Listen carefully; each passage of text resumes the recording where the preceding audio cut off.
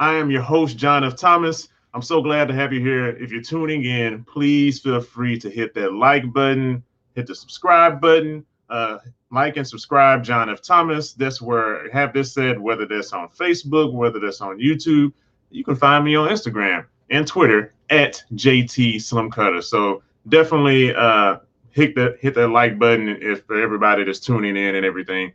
Glad to have you here. I am your host again, it's John F. Thomas, and thanks for tuning in. We're going to be talking about Falcon and Winter Soldier, but before we even get into all of that, I'm going to go ahead and hit that intro. It's the real review. It's the real review. It's the real review.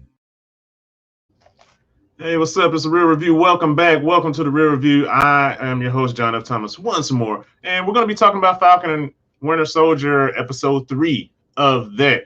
And I'm not going to spend too much time into it. I'm just going to dive right into it because I know you have some things to do. I have some things to do. But, let's have fun while doing it. And I'm going to do this in such a glorious fashion. Also, for those who don't know, you don't have to just watch my stuff here. You can also watch it on, or you can listen to it on podcasts. If you podcast, go to Real Review with John F. Thomas. That is Real Review with John F. Thomas. And you can find me on whatever, like Apple, Google, Spotify. I'm on Spotify too. And feel free to leave a rating and review.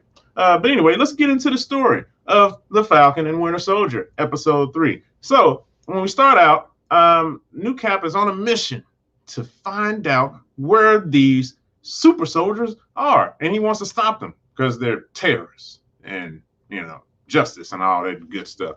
So he's going about and he's found a place basically where they were, and he and his team come in and they rough people up and smack people around, and he's beating up the guy, and the guy's trying to act like he don't know English, but he does. And so I peeped the game. He was talking all that, trying to act like he didn't know what Cap was saying. He knew what he was saying.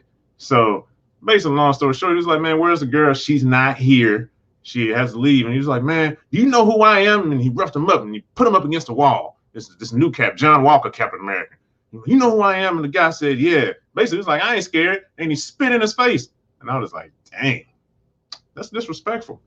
So I was like, dang, man, you got to earn your respect to be the new Captain America. And plus, you're not in America, so these people don't care. So he ends up, I thought he was going to break his legs or maybe kill him or really go to deep end, but he didn't really do anything to the dude. So they just ended up leaving. And his friend is basically telling him, like, hey, man, look, we got to figure out some kind of other way to go about doing this. So he's just like, all right, need to go find another source. So they goes from that to, we go and find Zemo. Last time we were seeing Sam and Bucky going to see Zemo. And Zemo was playing chess, but now he's like in there reading a book. I know a lot of people were just like, oh, who is he playing chess with? Maybe he's playing chess with Magneto. I don't know who they were saying. Oh, no, Dr. Doom. Like maybe he's playing chess with Dr. Doom. Why would he be playing chess with Dr. Doom? That's one thing I want to tell everybody. Stop with all of this super speculation, and I'll get into that later as to why. But anyway, Bucky tells Sam, like, hey, man, look, let me take care of this myself. In which Sam was like, man, are you sure? And I was sitting there thinking, like, are you sure? Because that's just not, why even leave Sam out of this? And he gave some kind of, well, you're an Avenger. He doesn't like Avengers. Okay, whatever. So Bucky goes in there by himself. And Zemo already starts trying to, get the code words. And, Bucky gets mad. It's like, that doesn't work anymore. So it's like, all right, I'm just trying to see if it was fully out of your system. Well, that's good. So they talk, and basically Bucky asks for Zemo's help and ends up asking him, like, hey, what book are you reading? Which now I just kind of figured it out because anyway, later on, we see Bucky go and talk to Sam, and he's telling him, like, man, what if we break Zemo out? And Sam was just like, what? That's crazy. What if we break him out and then go through this whole hypothetical kind of thing? So you seeing this whole situation kind of play out, like Bucky walks by and drops like a little note on one of the prisoners who are playing chess, I think.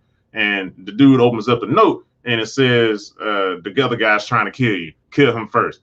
And so next thing you know, they start fighting. Then everybody starts fighting all the prisoners. And so they're, trying to break that up. And I think Bucky ends up hitting the fire alarm. I don't know. There's a lot of stuff going on. The fire alarm gets hit. Zemo escapes out because he has a card inside of the book that Bucky asked about before. That's why Bucky asked, like, what book you reading? And so I guess Zemo gave him the book and he slid some card, which makes me ask, where did Bucky get this like access card from? I mean, I don't remember ever seeing him touch anybody. And also, I know this is late. This is a spoiler review, so I'm sorry everybody's watching. I'm sorry, but you should know by now. But yeah, so he puts the access card inside of Zemo's book, and I'm just like, where did he get the access card from? So it's like a lot of stuff that kind of doesn't make sense. So the pacing and storytelling kind of seems a little off, but you know, like whatever. So Zemo escapes out. He goes and he does like Hitman kind of stuff where he takes this guard's uniform and he goes and act like he's one of the guards, and basically he escapes. So once they say all of this, Sam was like, "Oh, Bucky, what did you do?" And then Zemo pops up and he's wearing like, I guess his regular outfit. He's like, "Hey guys," and you know, Sam just gets mad. "Man, this is take you back in jail. We're gonna put you back in jail now." And it's just funny. It's just like there's a lot of emotions like kind of randomly, and the pacing just kind of seems all over the place. I don't know. Leave your comments as you're watching this and let me know what you're thinking too. If you don't agree, that's fine. I just want to know what are your thoughts. But anyway, Bucky tells him like, "Hey man, look, you gotta trust me." It's like, man, what are we trusting this dude for? Blah blah blah. And you're just like, look, Cap trusted me, so I hope you trust me because you trusted Cap when Cap trusted me, and we should all trust one another. And trust me one more time for old time's sake of trusting. And Sam just like, all right, man. I think he was confused as me. What? And so, there wasn't that much pushback, which I thought was really kind of weird. So I think the pacing is kind of off there too, because he's like, man, no, we can't work with Zemo. We busting him out, and then it's like, man, come on, trust me. All right, man. Okay, you know, just like that was really fast. It was a really fast acceptance, but you know, so they leave and Zemo tells them they need to go to Madripoor. Zemo also gives them some kind of like speech on symbols, like from Hitler to Red Skull to who else? Captain America and all this, which you know it's like cool, but like I don't know. I didn't really care too much. I guess he was just saying symbols can be threatening, whether good or bad. They can mean well, and then they can mean really bad. But you know, it's nothing to call out really. So they go to Madripoor, and basically they need to find Selby. And Zemo saying, if we're going to go here, this is a very dangerous place. Where there's high town, there's low town.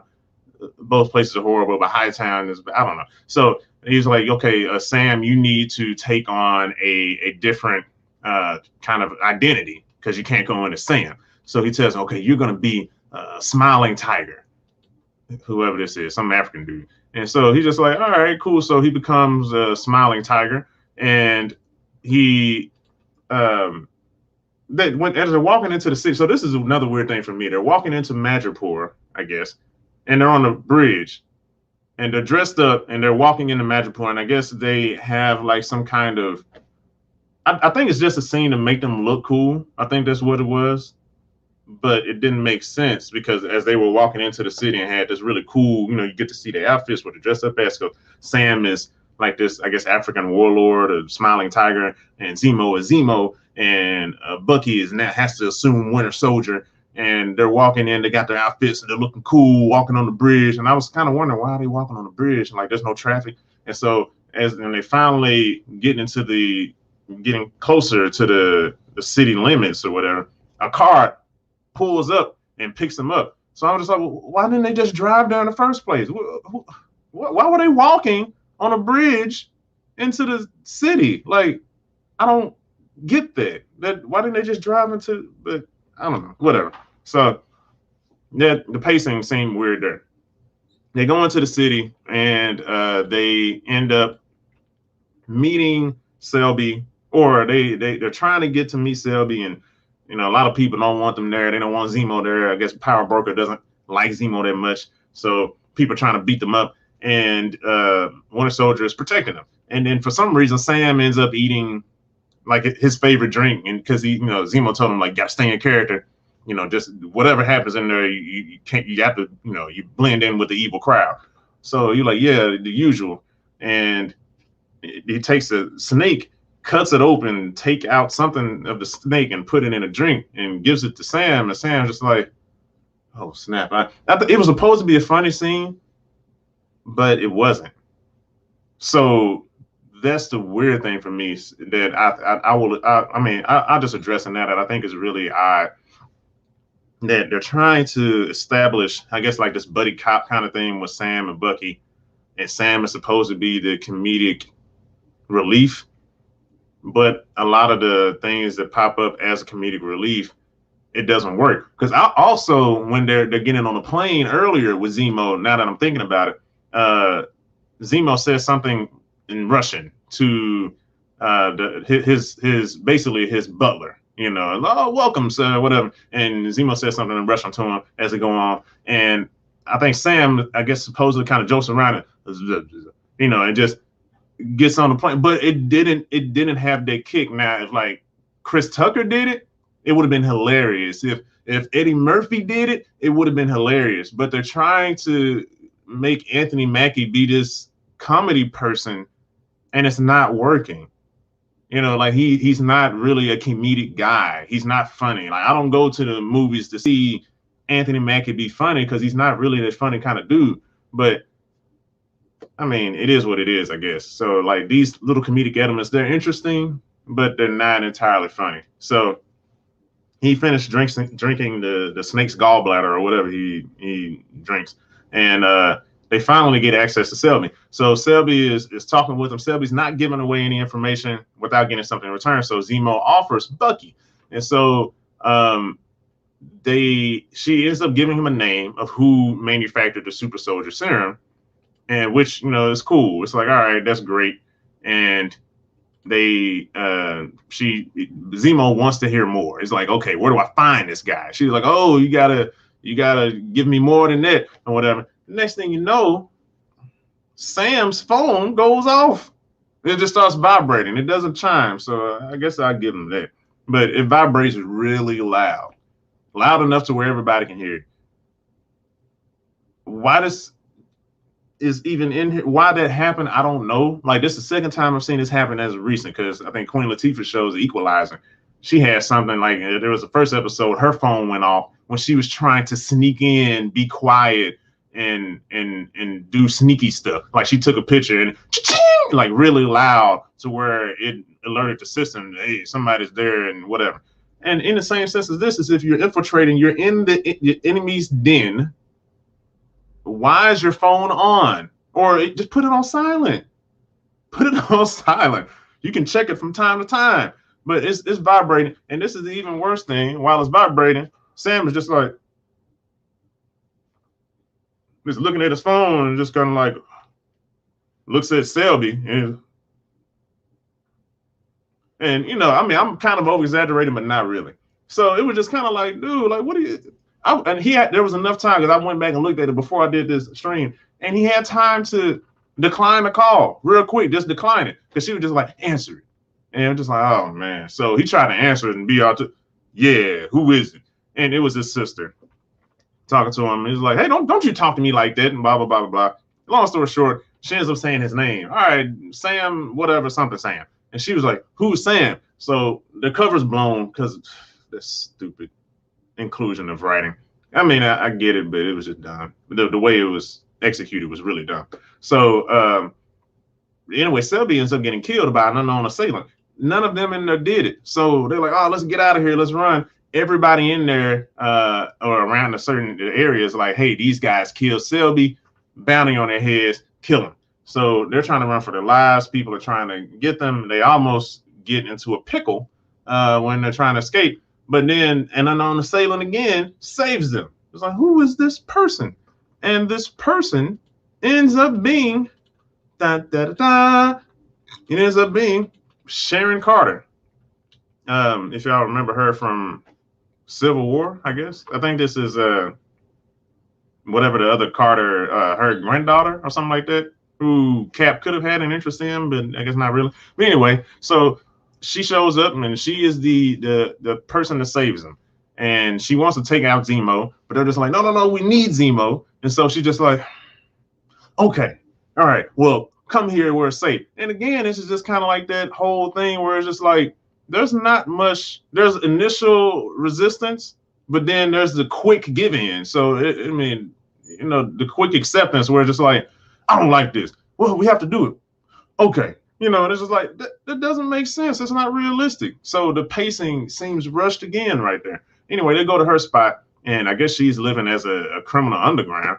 And she's doing a thing. She has very expensive paintings. They're the actual paintings and not fake paintings that are in the museums that are out there. I don't know. So whatever. So she has the actual Van Gogh and the Mona Lisas and all this stuff in her spot at her pad. And so they're trying to convince her, like, hey, help us find this scientist who has been manufacturing the serum, because we couldn't get it from Selby because Sam messed it up for everybody. So she was just like, no, I don't want to do that. Being a hero basically is pointless. I still haven't gotten cleared for. I'm still on the run.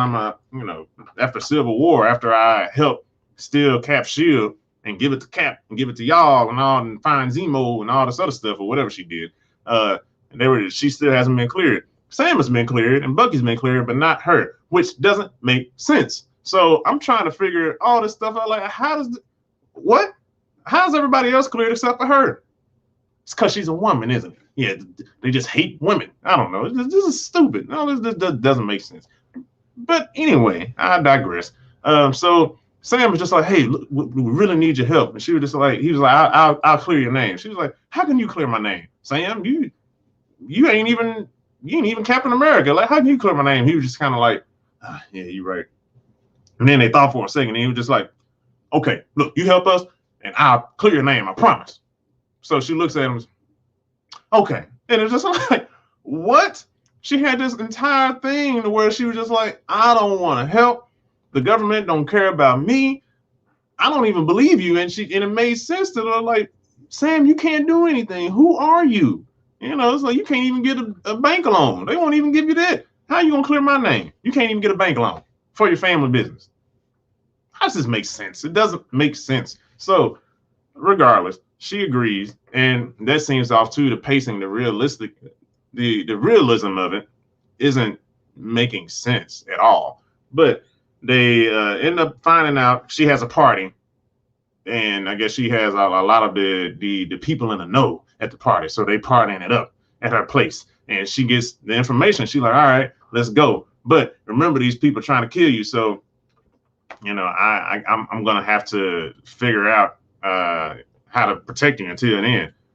So whatever, that happens. And they go to like this yard. Also, meanwhile, in between all of this stuff happening, they try to insert in the story of the girl who is basically the leader of all the Flag Smashers and who's stealing the serum and trying to right the wrongs of the people coming back from the blip. And they forgot about the people because everything was kind of balanced out because Thanos did do something. He was kind of right, because now there's more food for everybody and all this other stuff. And there's space for these people now. But since the blip, these people came back.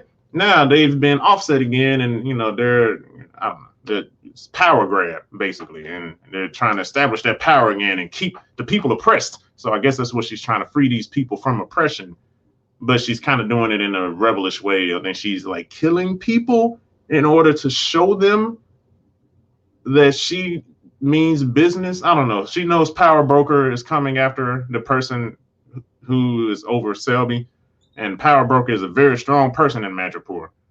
So I guess they're trying to draw sympathy there. Also, this person, she has a mother or something like that is dying in the last step. So they were like, hey, come see your mother before she dies. She's on her last breath. So that happened. Anyway, fast forward to, they're at this yard and they finally find the scientist who's been manufacturing this stuff.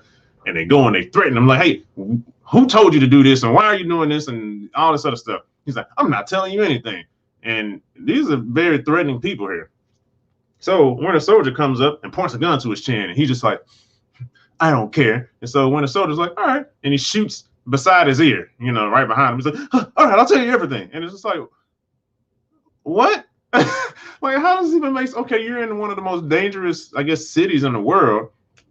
You know who this person is when he came in. It's this Winter Soldier, and you weren't afraid. You were basically ready to die as soon as he shot a bullet. And it's like, all right, I'll tell you again, the pacing is way off. Why are these people initially, everybody, from Sam to Sharon to now the scientists, initially saying no and then quickly saying yes? So, like a really hard, strong no, where you really got to convince me to, and it's just an easy convincing. So he gives them all the information like, hey, look, I was initially working for the U.S. government, and I guess almost connected back to I was able to isolate the gene and make the super soldier serum stronger without the massive, muscles and all this stuff, like basically what happened with Cap, and I guess what happened with Bucky. They got a little bigger, a little buffer, from taking the serum. He was like, I can just basically administer the serum without, a body morph,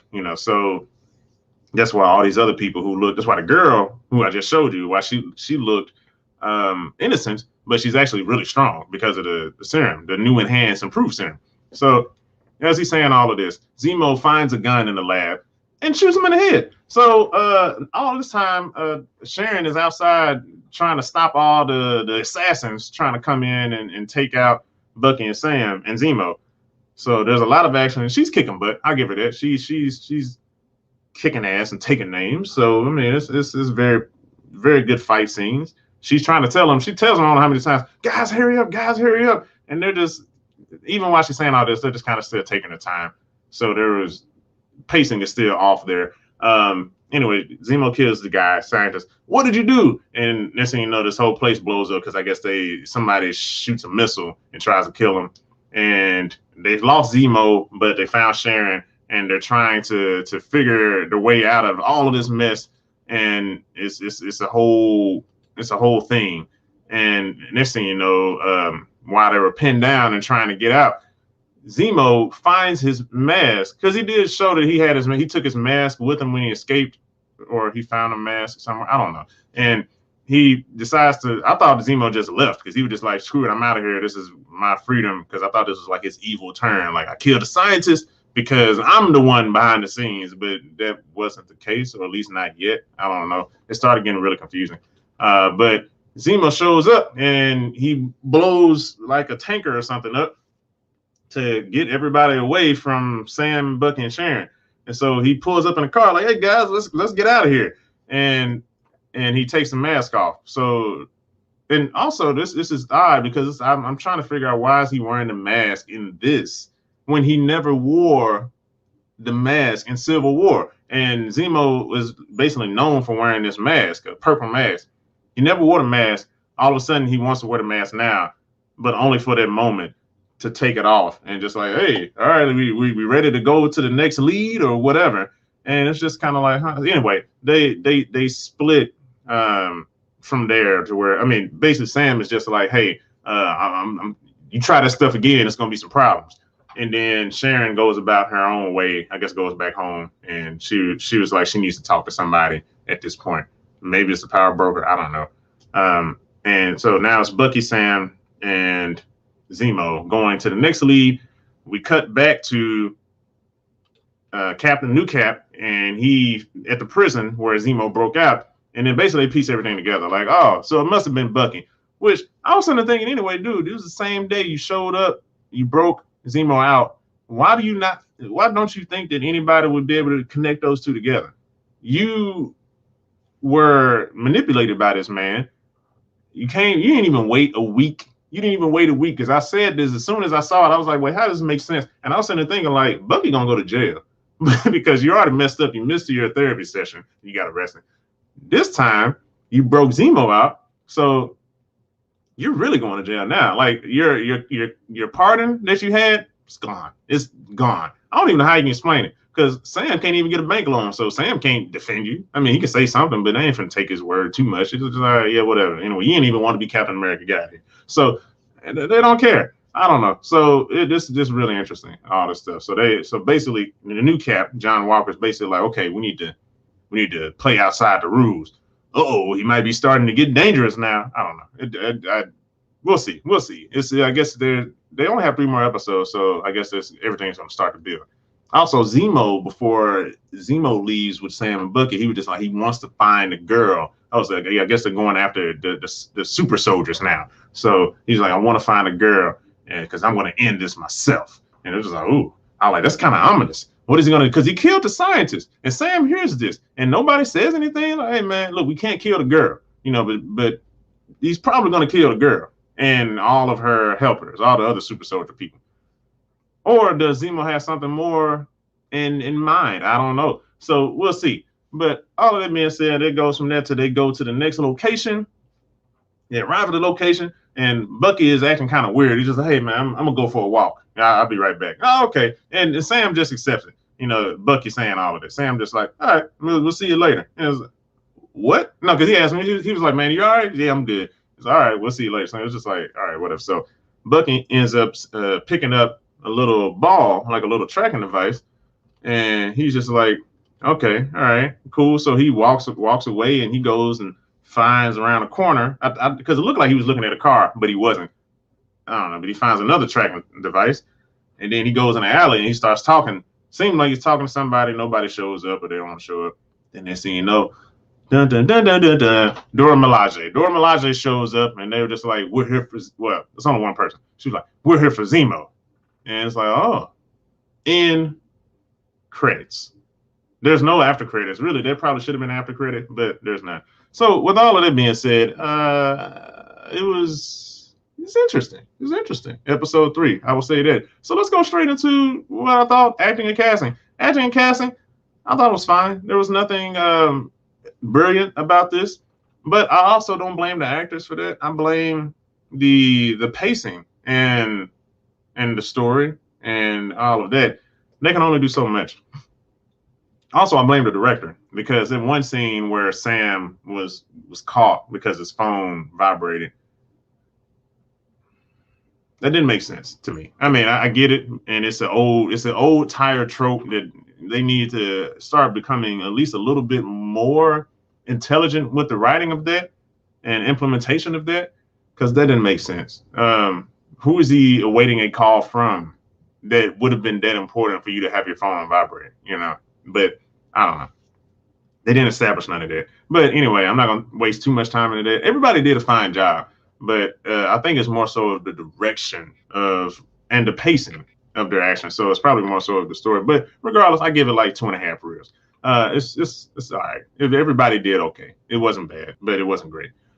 So going from acting and casting to story, this is which a lot of stuff happened. There was a lot of action. It looked great. It was cool. It was good action, more action than the last episode for sure.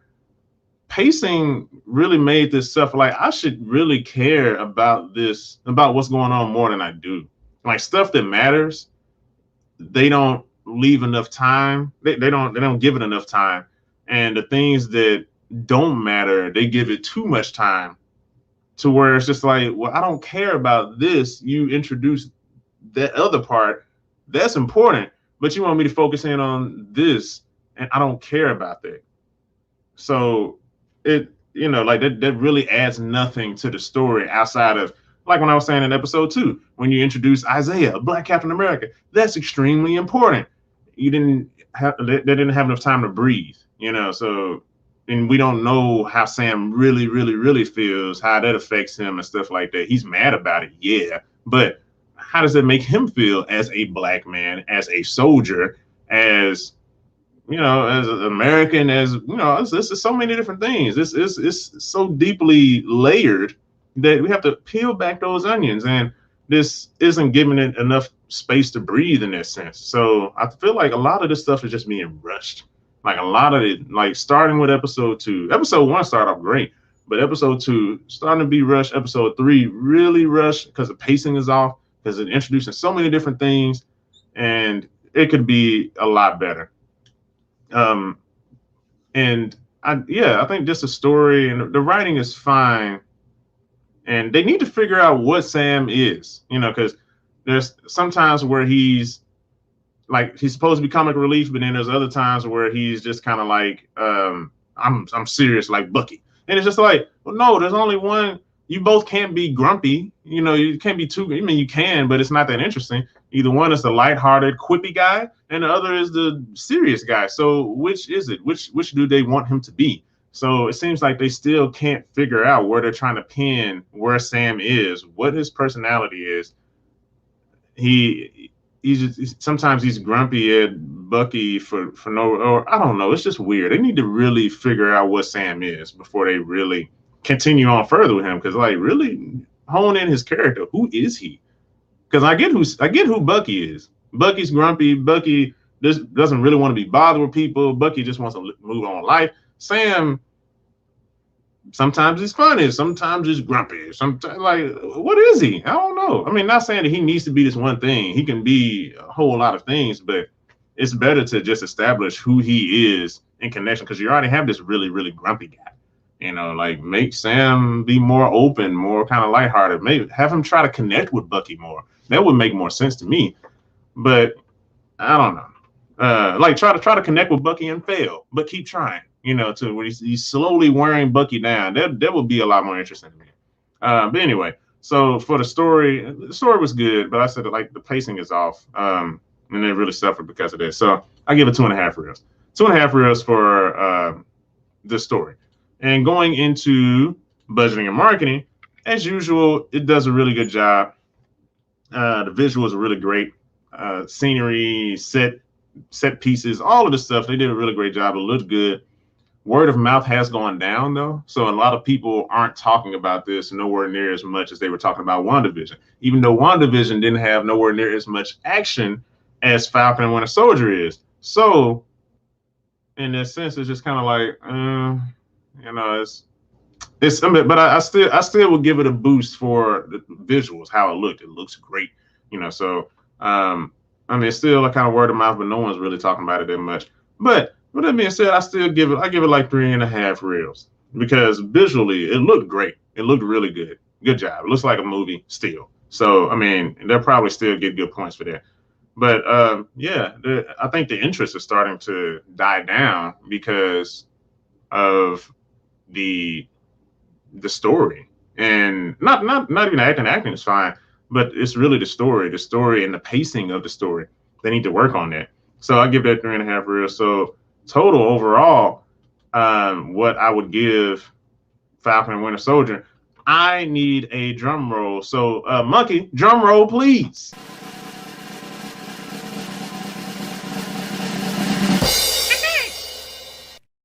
Thank you, Monkey. I appreciate that. So my overall score for Falcon and Winter Soldier, I will give it 3 reels. If you add everything all together, it comes out to be 3 reels. It's just okay. It's nothing amazing. It's not great. It's not bad. It could be better. It's just okay. Am I interested in what's gonna happen next? Yeah, but I'm also confused, but not in a good way. It's just because, like I said, the pacing is it's all of this really jumbled here and there.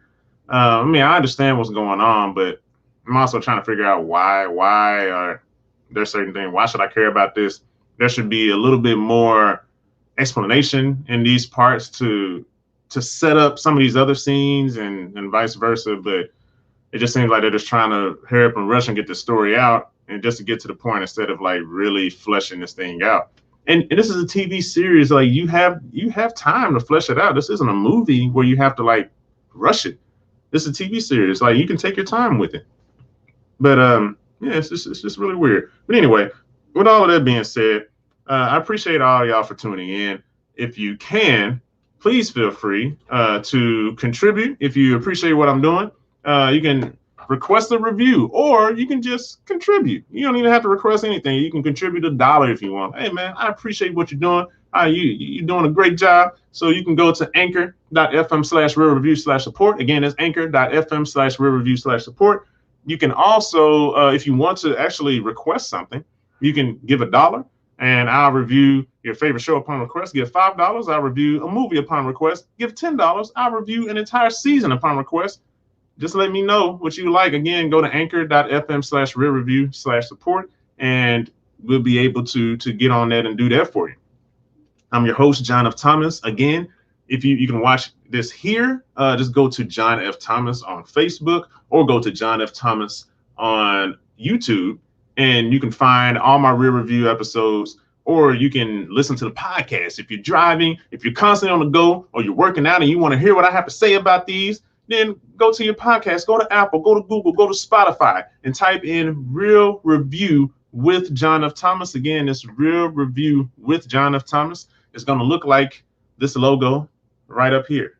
Yeah, so type that in, and Real Review with John F. Thomas stuff for podcast. So yeah, I appreciate that, everybody. Thanks for tuning in. Let me know what you think. Let me know your thoughts. Were you excited about this? If you're excited, that's fine. I wasn't that excited. I felt like the pacing could have been better. But if you were excited, let me know why. And also, before I get out of here, I did say I was going to touch on this. Let's not get too excited about, oh, this character, Dr. Doom, maybe he was playing chess with Dr. Doom and didn't have it. Oh, maybe, and a lot of people are saying Madripoor, oh, that's where Wolverine was. And, you know, maybe Wolverine is there right now. Who knows? I don't think so, but it may be. But don't expect to see Wolverine anytime soon. Don't expect to see really anything, because like even in WandaVision, where they could have introduced Reed Richards, they didn't. They could have let this dude actually be Quicksilver from another universe, they didn't. So let's probably just stop expecting Marvel to really drop like a huge bombshell, or at least not so many bombshells. You know, it's just like maybe one every blue moon, because even the bombshells they could have left there, they take it away. Even with Zemo wearing his mask, they took it away. As soon as he got in the car, he took his mask off. Why was he even wearing a mask? He didn't even explain it. So like I said, the story is the pacing is kind of off all over the place. But anyway, that's all I have to say for y'all. Thank you again. Again, I'm your host, John F. Thomas. Share this, like this video, leave your comment, let me know what you think. Again, please hit the like button. That's important. And subscribe to my YouTube channel. Subscribe to me on Facebook. And I got some more stuff even outside of the real review. So definitely tune in, and I'm looking forward to see you next week. Love y'all and have a great rest of the day. Peace.